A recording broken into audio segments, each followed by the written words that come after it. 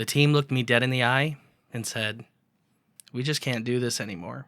That's when I knew that trust didn't just walk out the door. It was leading without direction isn't just a mistake. It's an invisible tax that costs your team their heart, and it will rob you of your sanity. We're going to explore a bit of a difficult topic, the rubble of a failed initiative. But don't worry, there's hope, because I'm going to show you how you can start to rebuild that. I once inherited an initiative that was all about workplace organization, which the method we were using is called 5S. Sort, straighten, shine, standardize, and sustain. The team that I was inheriting had done all of the hard work, really. They already sorted a bunch of stuff and cleaned. They threw out literally thousands of outdated items, things that had been there for decades. They even got rid of some pretty big equipment. Now, they were reluctant, but they were told, it's okay, get rid of this and we'll get you the new stuff and it'll be way better. That's when everything started to go wrong. The direction, it disappeared. The support, it stepped out the door. That new equipment they were promised, canceled. Then their workspace starts getting invaded by contractors, fixing the building. Those leaders that promised support, they had already moved on to the next best shiny thing. Years later, I have to pick this thing up and get it going again because it just kind of stalled out. And I walked in to a group, to a team that wasn't just exhausted. They were fed up. Many of the promises that were given to the team were not upheld. There was such a lack of communication that nobody understood what had already happened and what they're supposed to do next. Everyone was just done, and I didn't blame them. It was at this point that I realized something so important. You cannot fix anything in a system until you acknowledge the damage done to the people operating inside of it. And this message to me is so important, which is why, even with me losing my voice, I needed to share this with you. Look at this leadership pyramid here. At the base, you have trust. And I want you to notice that this pyramid is upside down. You see how all the weight of leadership balances on such a fine point? Trust isn't just a feeling. It's a result of consistency and authenticity. When you change direction without explanation, you're not being agile. What you're actually doing is eroding the very small foundation that trust is balanced on. Every canceled order, every pivot without a why starts to crack the base. And eventually, the whole thing falls on your head and you'll turn around and nobody's actually behind you. Then comes the most expensive cost, decision fatigue. When your team loses sight of the destination, they give up trying to help you navigate the path. They get to a point of, just tell me what to do. That way I can just get through the day and go home.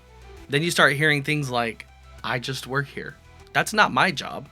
And you start seeing bare minimum effort. They're disconnected.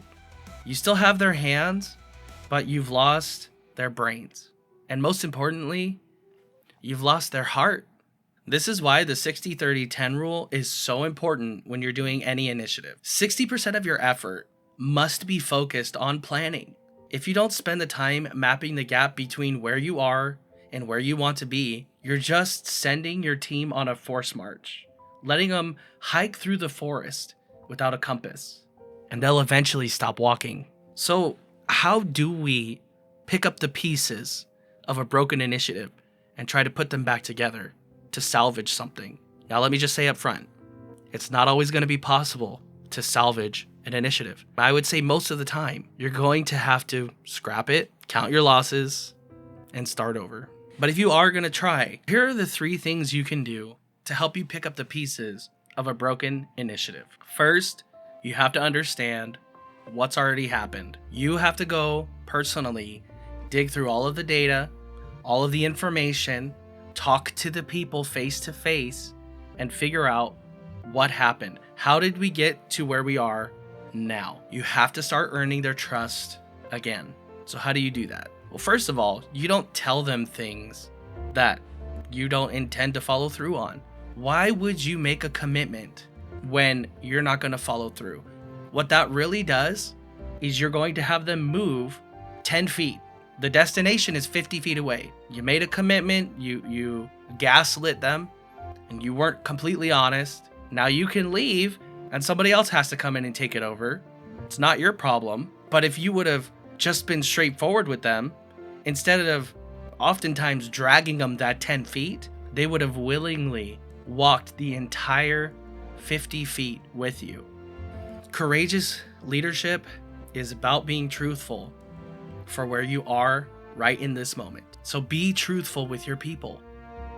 When you're picking up the pieces of a broken initiative, you have no choice. From there, you can use SWOT analysis. SWOT stands for strengths, weaknesses, opportunities, and threats. Identify external threats, such as the contractors in the 5S story that I told you. When they came in, they had to start moving a bunch of stuff around, and that made the team feel like all of their effort was wasted because everything they had just done was taken out and moved somewhere else. And you can use these threats to help you build a strategy. You can work around it, not try to push through it. That way people aren't so frustrated. You have to start naming the obstacles in the way. You have to understand what the gap looks like. The next and final thing that you must do, you must have open communication. If something is going to affect this team, you have to tell them. Don't let them be blindsided by anything, because the very first time they get blindsided with something out of left field, they're gone. You've lost them, and you may not ever get them back. So you have to be open and as transparent as it makes sense to be. Tell them why everything is in the state it's in. Go and tell them, hey, this is everything I learned, so now you know, now we can be on the same page. Then let them be there with you when you're discussing strategy. You're not imposing strategy on them. You can use the SWOT analysis by yourself, that's fine. But when you're actually discussing how to move forward, how to close the gap from current to future, you have to involve them. You have to talk to them face to face. Get them talking. And I promise you, this will open up doors because it allows them to express all of the frustration, all of the heartache, all of the anger, all of the failure that they felt. So here is a bonus. You are going to have to be a sounding board and a punching bag. You have to be the one who is taking the brunt of it all. And it's not that you did anything wrong, but it's that you're showing them how much you care. You're showing that team, I'm here for you. I hear you. I understand what you've gone through. I understand how it's made you feel, but let's see if we can get through this together. I'm still picking up the pieces of that broken 5S initiative. I have no choice but to take it slow, because if I push too hard, the team's just going to give up. I've got to meet them where they're at to get them where they need to be. But here's what I really want you to sit with. Lack of direction is going to cost you far more than anyone who's following you. It's going to cost your legacy, it's going to cost your sanity, and it robs you of the impact you could have made. So if you're feeling stuck, frustrated, if you're feeling lost in the fog, if you're feeling confused on how to find clarity, go back to the previous video where I break down the clarity roadmap that I used to help get me on the right track towards success. Until next time, grow with grace, lead with clarity, and always remain truthful.